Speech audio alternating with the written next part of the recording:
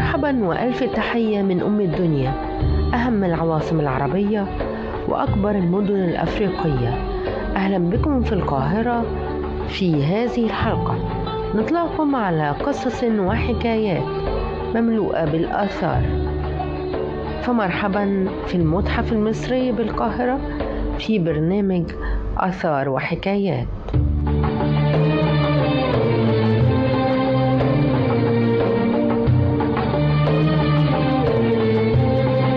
تقع مدينة القاهرة العاصمة على ضفاف نهر النيل في شمال جمهورية مصر العربية، وتعتبر مدينة القاهرة من أقدم المدن عبر التاريخ، وقد شهدت العديد من العصور والحضارات منذ العصر الفرعوني وحتى عصرنا الحديث، ولذلك تضم القاهرة عدد كبير جدا من المتاحف التي يستطيع زائرها عيش المغامرة والإبحار في ماضي هذه المدينة العربية والجميلة جدا.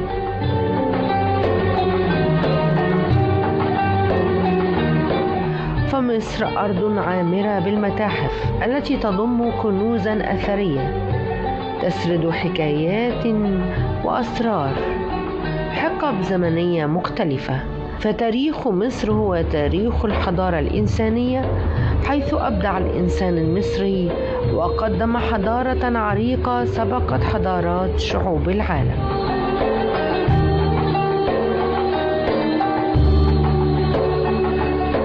المتحف المصري هو أحد أكبر وأشهر المتاحف العالمية. يقع المتحف المصري في قلب العاصمة المصرية القاهرة وسط البلد، ويطل على ميدان التحرير، وهو أحد أكبر وأشهر المتاحف العالمية.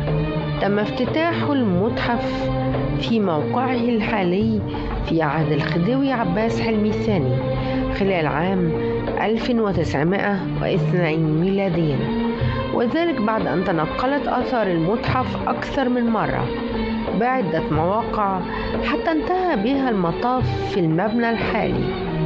يتكون المتحف من طابقين رئيسيين، يحتوي الطابق الأول على الآثار الثقيلة من توابيت ولوحات وتماثيل معروضة طبقا للتسلسل التاريخي.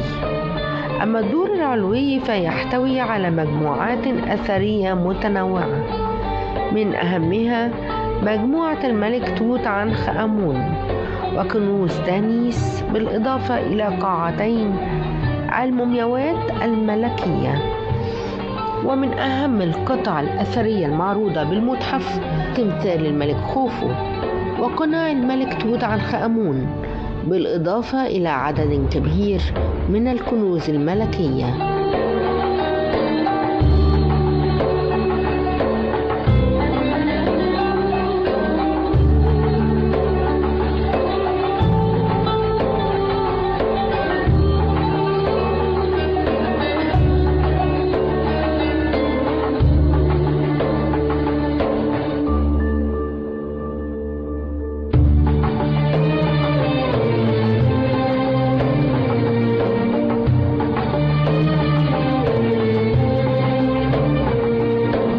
المتحف المصري بالتحرير من أهم معقل من معاقل العلم في مصر، هو صرح من الصروح الكبيرة للثقافة وأكاديمية علمية كبيرة في علم مجال الآثار. وهذا المتحف بني وبدأ الفكر بناؤه من 1898 وفتح للجمهور في 15 نوفمبر، يعني في 15/11 1902، يعني مر على إنشاؤه 122 سنة. وبيعتبر المتحف نفسه كمبنى هو أثر، ويحسب أثر إسلامي، يعني من الآثار الإسلامية الموجودة في مصر، على أساس أن الطراز بتاعه يميل إلى الطراز الإسلامي أكثر منه طراز آخر. المتحف بني في 1898 واستمر بناؤه 3 سنوات. هذا المتحف بناه أوجست ماريت اللي كان بيعشق الآثار، وكان أصلا أمينا لآثار في متحف اللوفر، وأتى إلى مصر ليشتري بعض العاديات وبعض الآثار من مصر، ولما وجد أن الآثار تنهب من قبل القناصل ومن بعض الدول، بدأ أن هو يجد طريقه أن هو يرغب في أن تظل الآثار الموجودة في مصر في مكانها ويعمل لها مكان لمتحف. المتحف ميزته أن هو كان أول متحف ينشأ وبناء ينشأ كمتحف في العالم كله.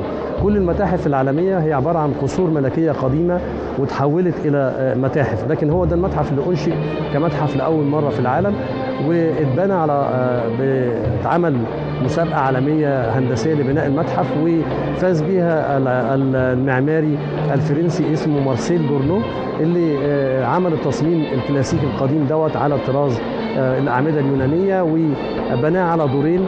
الدور الأسفل منه اتحطت فيه الآثار بطريقة مرتبة، بطريقة كرونولوجيكال، يعني بطريقة تتابع تاريخي، يعني من أول عصور ما قبل التاريخ والأسرات إلى عصر الأسرات، ثم الدولة القديمة والدولة الوسطى والحديثة والعصر المتأخر. أما بالنسبة للدور الثاني فهو خاص بالمجموعات الجنازية، ومن أشهرها طبعا مجموعة الملك توت عنخ آمون.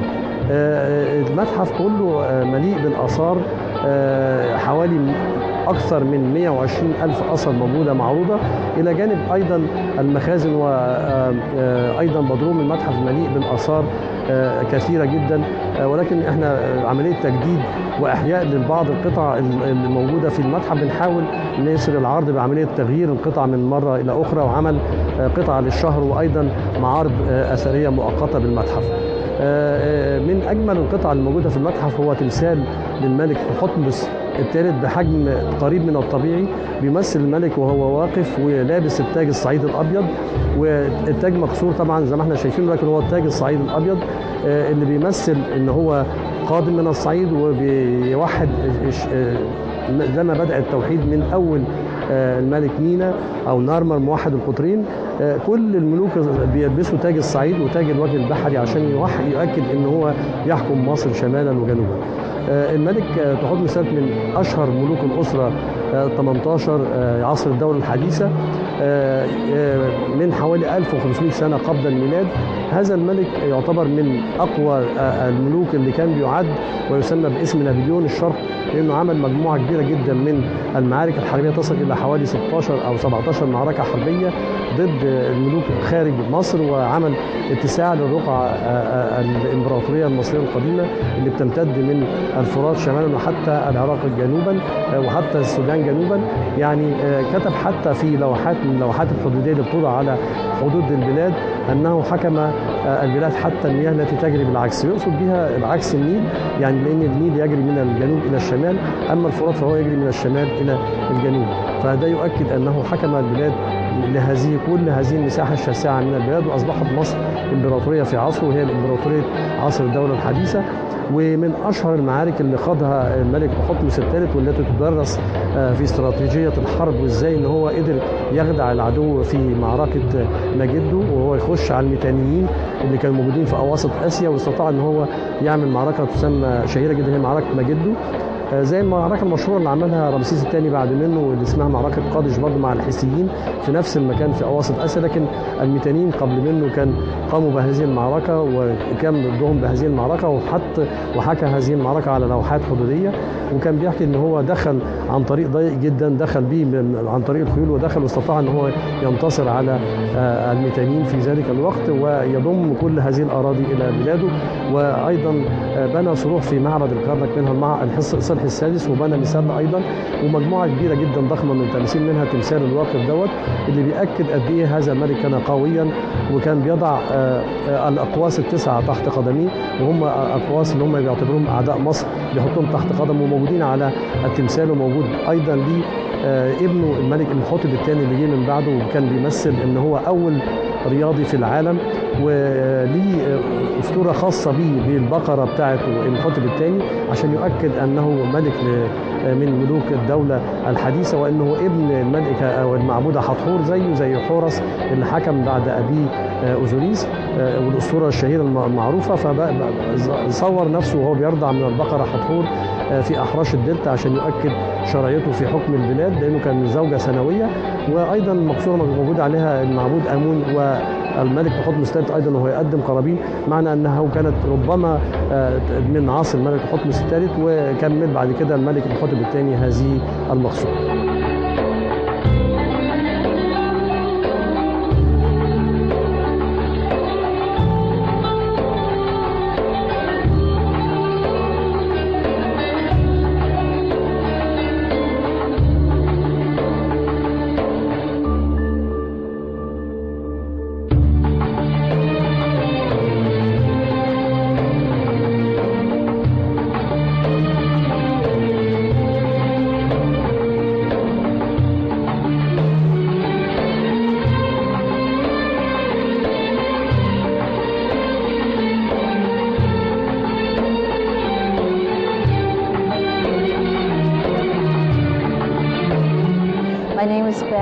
and I came to Egypt from America, and I've had such an amazing time. I've been here about 4 days, and it's been packed full of amazing things to see and do.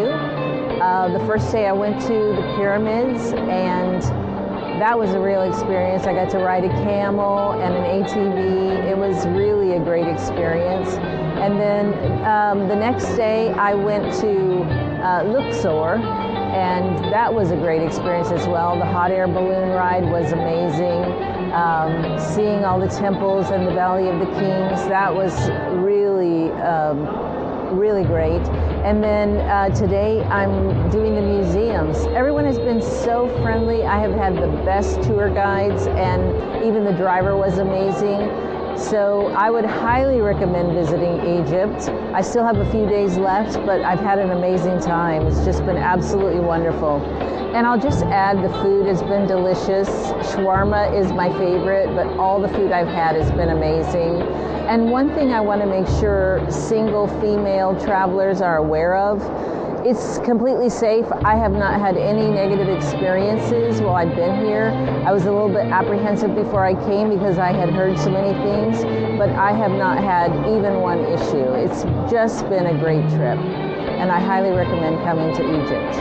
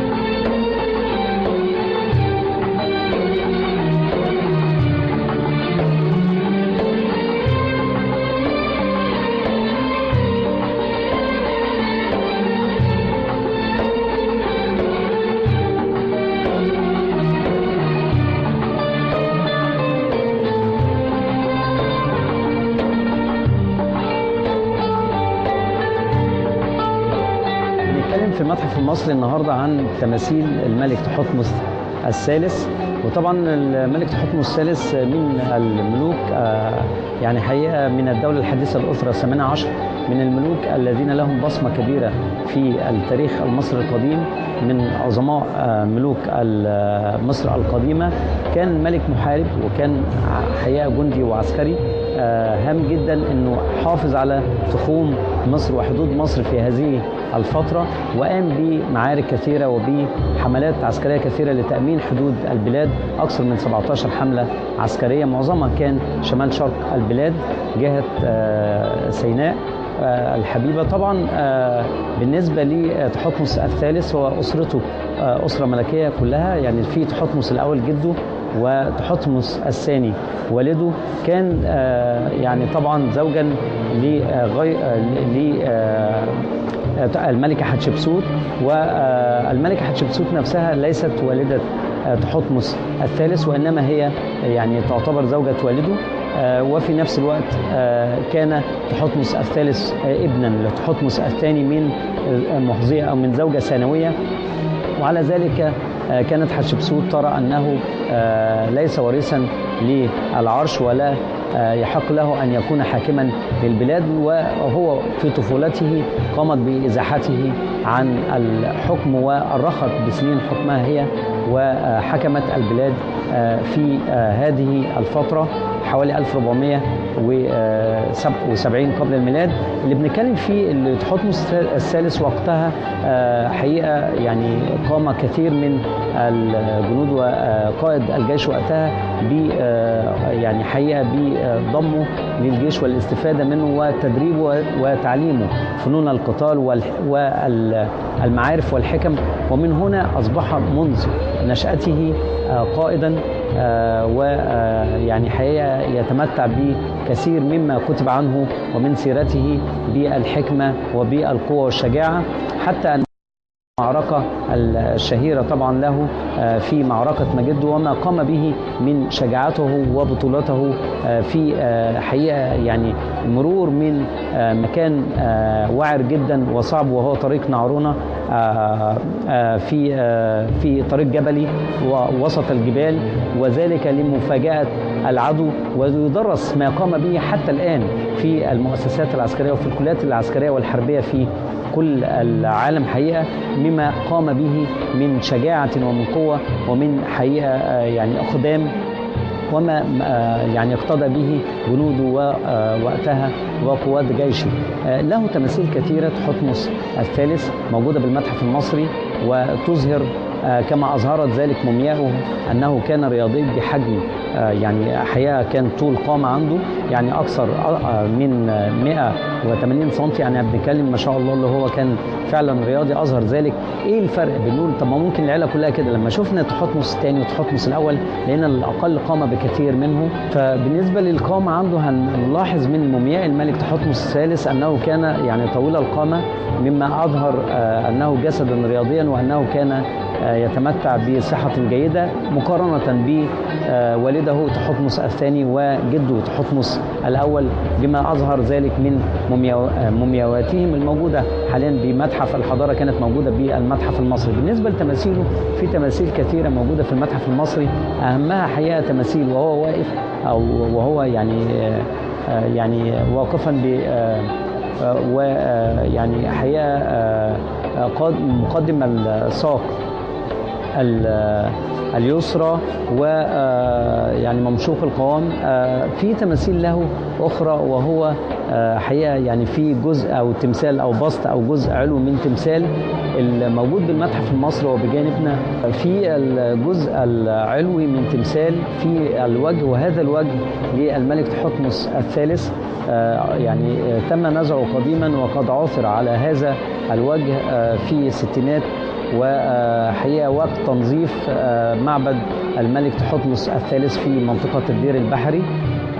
فحقيقة هذا الوجه كان معروضا بالمتحف المصري وظل هكذا. عثر إدوارد نافل على الجزء العلوي من نفس التمثال في مكان مختلف خالص، يعني كان في معبد الجنزي للملك منتحتب الثاني نبحبة رع، ده يعني دولة وسطى، بنتكلم في الدولة الوسطى، لكن عثر على هذا التمثال في الدولة الوسطى. هذا الجزء العلوي للتمثال معروض حاليا في متحف المتروبوليتان في الولايات المتحدة الأمريكية، وقام في التسعينات بعمل نموذج لهذا الجزء الموجود العلوي الموجود عنده في المتحف، وقام بإهدائه للمتحف المصري لكي يوضع وجه الملك تحتمس الثالث على نفس التمثال أو نسخة من التمثال الموجودة في المتروبوليتان.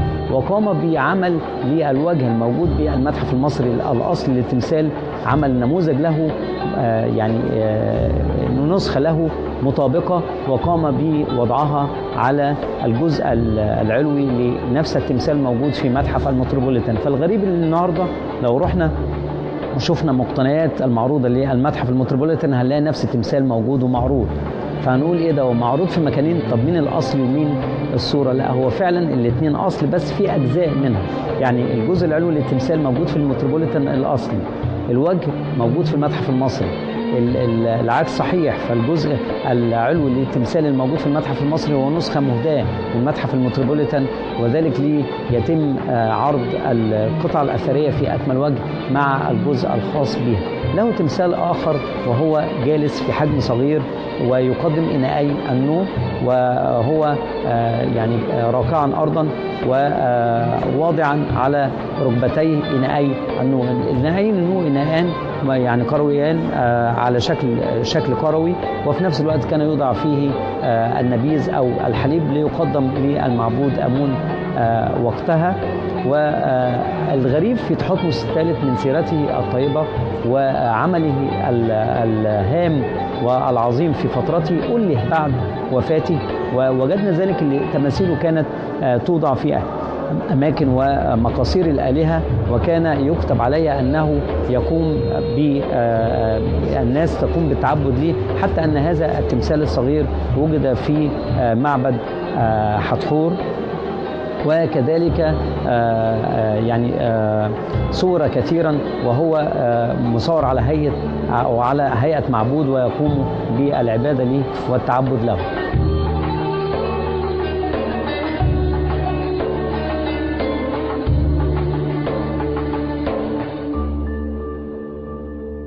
ومن داخل المتحف المصري والذي يعد أحد أهم متاحف القاهرة وأقدم المتاحف في الشرق الأوسط، كما أنه يضم عددا كبير من التحف والآثار المصرية القديمة. ويعرض المتحف العديد من التحف التي يمتد تاريخها من فترة الأسرات إلى العصر اليوناني والعصر الروماني. كانت حلقتنا اليوم، وإلى لقاء جديد وحلقات أخرى جديدة وبرنامج آثار وحكايات.